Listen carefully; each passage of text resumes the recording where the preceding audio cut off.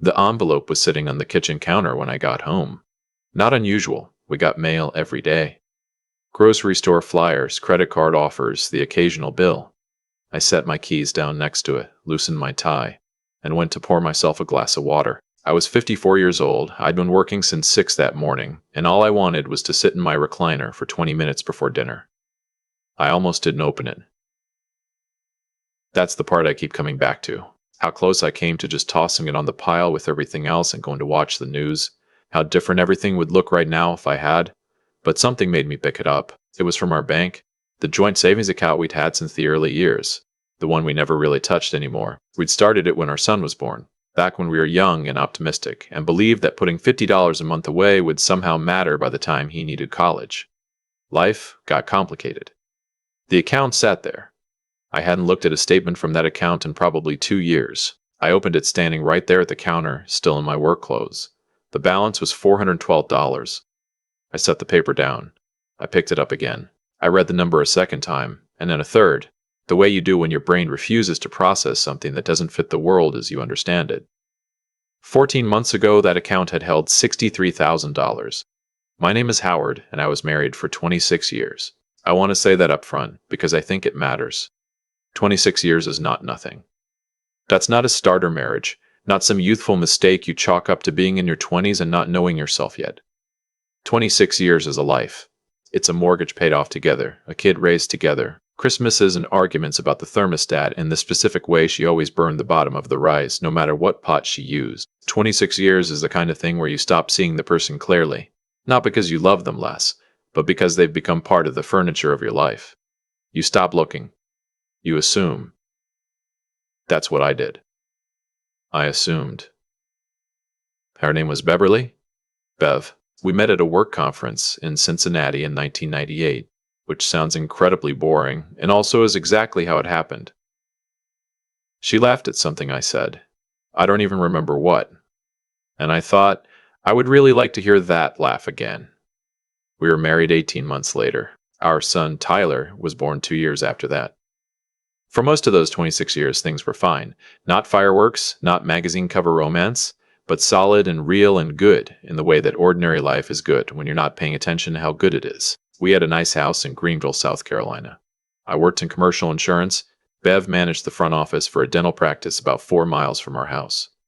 Tyler grew up, went to Clemson, got a job in Charlotte. We became the kind of couple who talks about visiting their kid on weekends and then mostly doesn't because life keeps filling the space.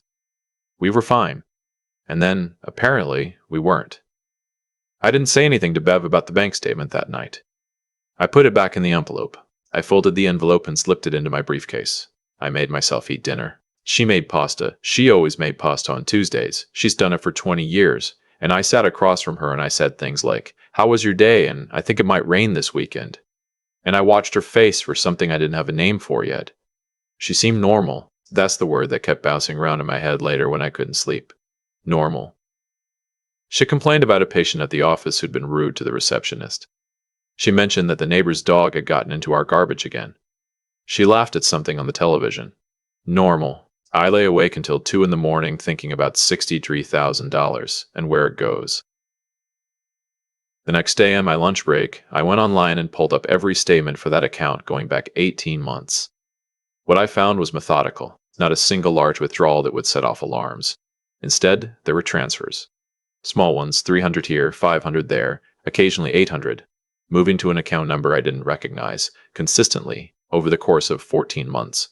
Sometimes twice a month, sometimes once. Always under $1,000 at a time. Someone had been careful. I'm in insurance. I've spent 30 years reading documents, looking for patterns, identifying inconsistencies. If there's one thing I know how to do, it's recognize when something has been constructed to avoid scrutiny. This had been constructed. I didn't go home and confront her. I know a lot of people reading this will think I should have, and maybe they're right. But I'm a methodical man. I've always believed that if you're going to make a serious move, you don't make it until you understand what you're actually looking at. So I started looking. The account the money had been transferred to? I ran it down through a contact I have at the bank. Someone who owed me a favor and who I'll leave unnamed here. It was a personal checking account in Bev's name alone. Opened 14 months ago, almost to the day the transfers began. I sat with that for about an hour. Then I called my buddy from my college days, a man I've known since 1987. He's a private investigator now, has been for about 15 years. I told him I needed help, and I told him why. He didn't ask a lot of questions. He said, "Give me 2 weeks." I want to be honest about what those 2 weeks felt like, because I think people assume that when you suspect something like this, you're in constant turmoil. There were some of them. There were nights I sat on the back porch with a beer and stared at the yard and felt something I can only describe as grief, even though I didn't have the full picture yet. There was a Tuesday where I watched her make the pasta and I thought, I don't know who you are, and I had to excuse myself to the bathroom because I didn't want her to see my face. But mostly, I was quiet. I went to work, I came home, I ate dinner. I didn't tip my hand because I didn't yet know what hand I was holding. My investigator friend came back to me in 11 days, not 2 weeks. He said he found it faster than he expected.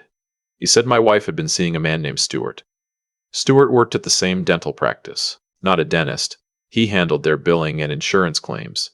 He and Bev had worked together for 3 years.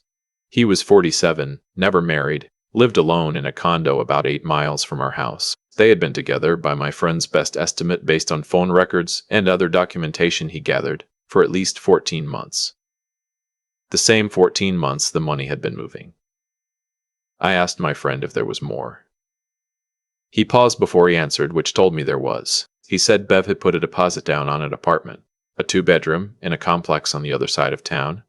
The lease was set to begin in 6 weeks. I want to stop here for a moment because I've told parts of the story to a few people since everything happened, and there's always a point where someone asks me what I was feeling, like they expect me to describe some explosion of emotion, some moment where I put my fist through a wall, or got in my car and drove to that man's office. Here's what I actually felt. Tired. Not the kind of tired that comes from a long day. Something deeper. The kind of tired that comes from realizing you've been the last one to know something in your own life. The kind of tired that makes you sit down carefully, like a much older man than you thought you were. I was 54 years old. I'd worked hard my whole life. I'd been a faithful husband. I'd shown up. And somewhere in the middle of all that showing up, my wife had decided to build a second life on the money we'd saved together. $1 at a time, so carefully that it would take a bank statement arriving at just the right moment for me to ever find out. A mistake is something that happens once. Something impulsive, something you can point to and say, I don't know what I was thinking. What Bev had done took planning. Patience. Sustained intention over more than a year. That's not a mistake. That's a decision made over and over again, every single month, for 14 months.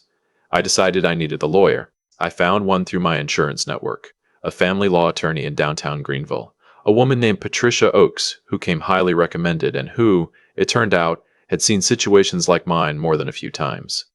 I brought her the bank statements. I brought her the documentation my friend had gathered. I told her everything I knew. She asked me one question before she said anything else. Does she know that you know? I said no. She said, Good. Let's keep it that way for now. Patricia walked me through everything. South Carolina is an equitable distribution state, not a community property state, which means the court divides assets based on what's fair, not automatically 50-50. The financial misconduct, the secret account, the systematic transfers, was directly relevant. Documentation mattered. Timing mattered. Over the next 3 weeks, I gathered everything. I made copies of every financial document I could access. I took photographs of what needed to be photographed. I moved my own paycheck deposits to an account in my name only, which Patricia confirmed I was legally permitted to do. I quietly had an independent appraisal done on the house. I want to be clear about something. I wasn't trying to destroy Bev. I wasn't scheming revenge in some cinematic sense. I was protecting what I had built over 54 years of living.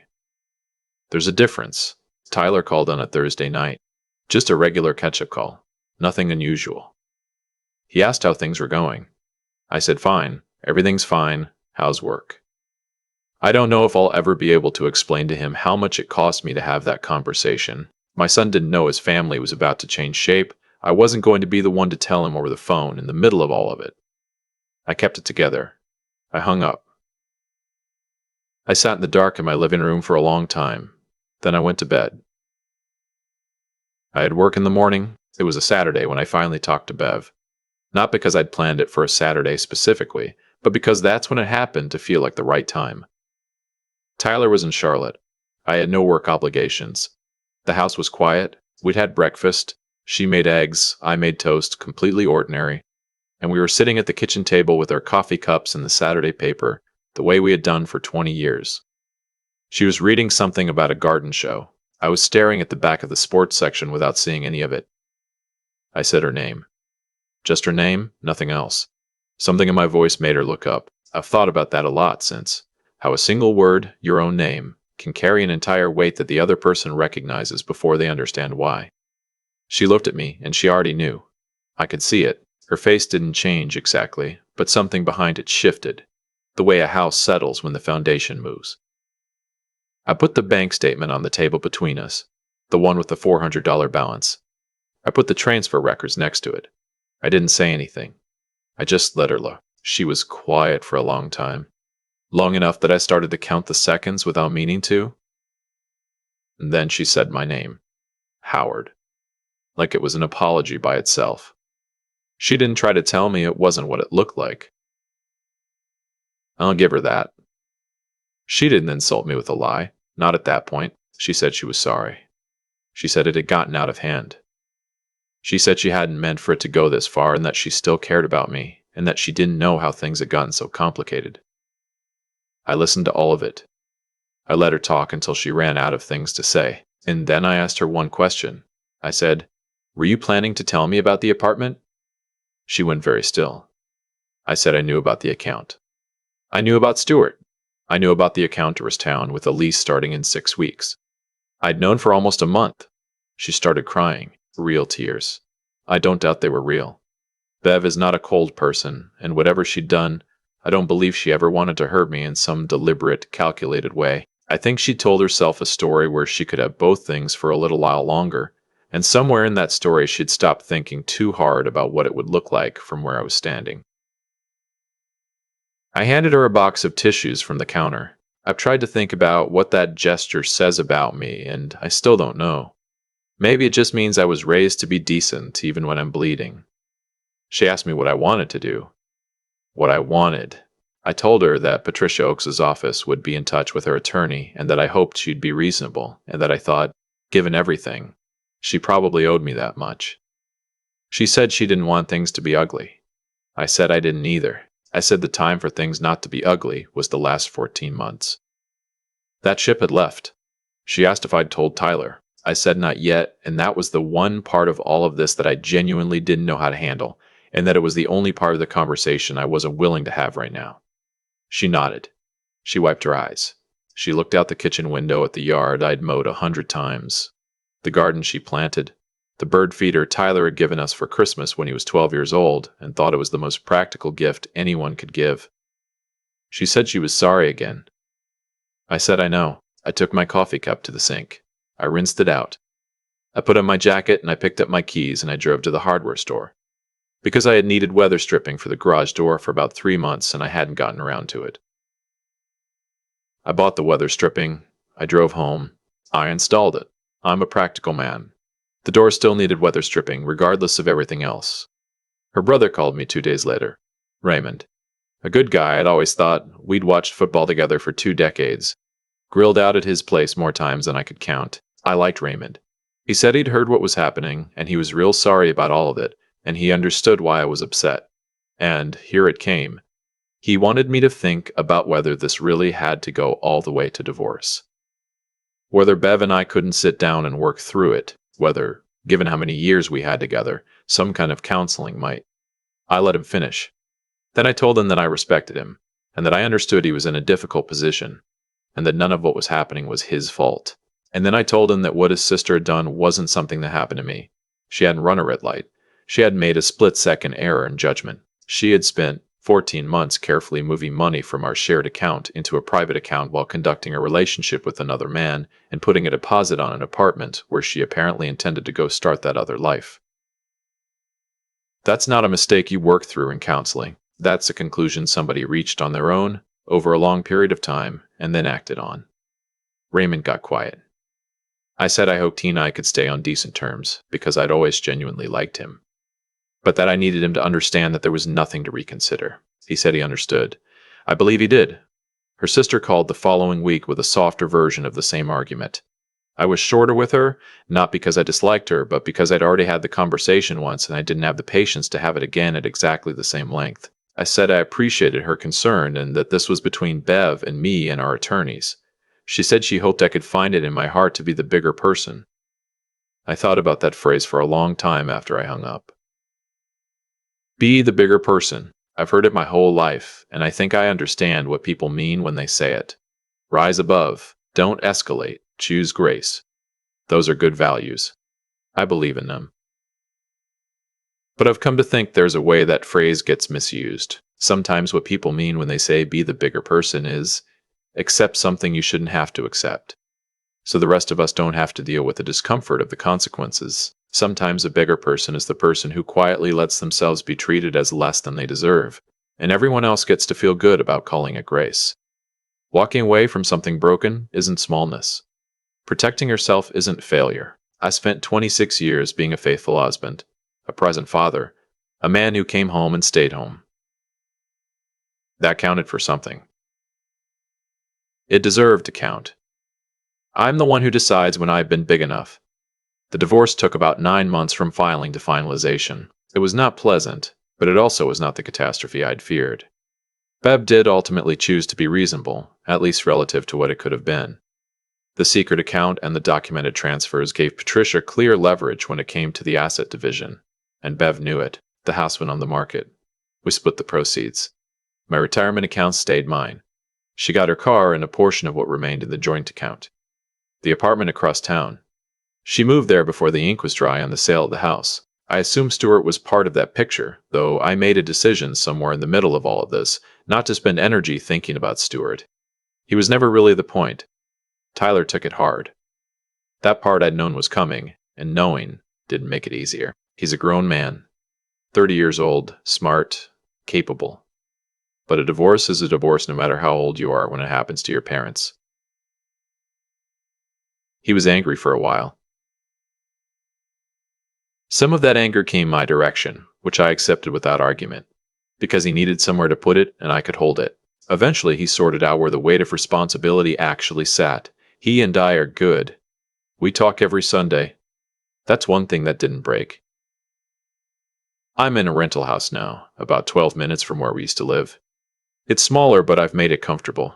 I refinished the floors in the second bedroom over a long weekend in January, just to have something to do with my hands. I put up a bird feeder in the backyard, different one than the old one I chose myself at the hardware store. Some mornings I wake up and the quiet feels enormous. I won't pretend otherwise.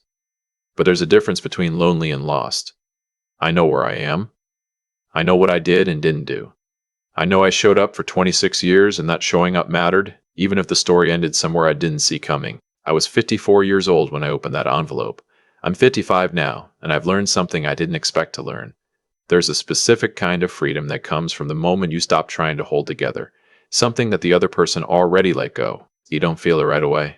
It comes later, quiet, like light coming through a window you didn't know was dirty until somebody cleaned it. I don't know what comes next. I'm not in a hurry to find out. I mow my own lawn. I make my own dinner. I watch the game on Sunday afternoons without negotiating what channel to watch. And I know that sounds like a small thing, but it isn't. Not entirely. I'm okay. I'm more than okay, actually, on most days. And on the days when I'm not, when the house is too quiet and I think about 26 years and how fast they went and what any of it means, I make myself sit with it, the whole weight of it, and then I get up and I go do something useful. There's always something that needs doing. The garage door is never sealed better. I've thought a lot about cause and effect since all of this happened. Not in any grand cosmic sense. I'm not a man who believes the universe is keeping score or that everything happens for a reason someone laid out in advance. But I do believe that most of what lands on your doorstep, you can trace back to a door somebody opened. Sometimes it was you, sometimes it was someone you trusted. Beverly opened a door 14 months before I found that bank statement. She opened it quietly, deliberately, and she walked through it a little more each month. That's the part I keep returning to, the patience of it. Anyone can make a bad call in a moment of weakness. What Beverly did required sustained decision-making. She had to choose it over and over again. Every time she made a transfer, every time she talked to her attorney, every time she sat across from me at dinner and said things were fine. That kind of sustained deception doesn't happen by accident. It happens because somewhere along the way, a person decides that what they want matters more than what they owe the people around them. And that's a choice with weight. It doesn't disappear just because the person who made it is sorry later. I'm not telling this story because I want sympathy, and I'm genuinely not telling it out of bitterness. I'm past bitter. Bitter is exhausting, and I'm 55 years old, and I don't have the energy for it. I'm telling it because I think there's something real in here that's worth saying out loud. There's a version of strength that looks like endurance, staying, absorbing, continuing to show up no matter what. I spent a lot of years believing that was the only kind that counted. And then I learned there's another kind. The kind that requires you to look clearly at what's actually in front of you, not what you wish was there, and make a decision based on that reality instead of the one you'd rather be living in. When I moved my direct deposit to a separate account, when I called Patricia Oakes, when I sat at that kitchen table with the statements laid out and waited for Beverly to look at them, none of that felt powerful in the moment. It felt like the saddest thing I'd ever done, but it was also the most honest thing I'd done in a long time. Because honesty isn't just about telling the truth out loud. It's about refusing to pretend. Refusing to act like $63,000 in missing savings is a misunderstanding. Refusing to call a 14-month affair a rough patch. Tyler and I are closer now than we were before any of this. That surprised me. I think what happened is that he saw me handle something terrible without falling apart and without becoming someone I wasn't. And that meant something to him. Kids, even grown ones, are watching how you carry yourself when things go wrong. That might be the most important thing a father does. What I know now that I didn't fully understand before is this: self-respect isn't something you protect by fighting. It's something you protect by being clear. Clear about what you will and won't accept. Clear about what you've built and what it's worth. Clear about the difference between walking away and giving up. I installed the weather stripping on my garage door the same afternoon Beverly and I had the hardest conversation of our lives. That sounds absurd, but the door needed doing, and I was still a man with a house to maintain regardless of everything else. That steadiness, that refusal to stop functioning, to stop being useful to yourself, that's not a small thing. That's actually everything. The door seals perfectly now.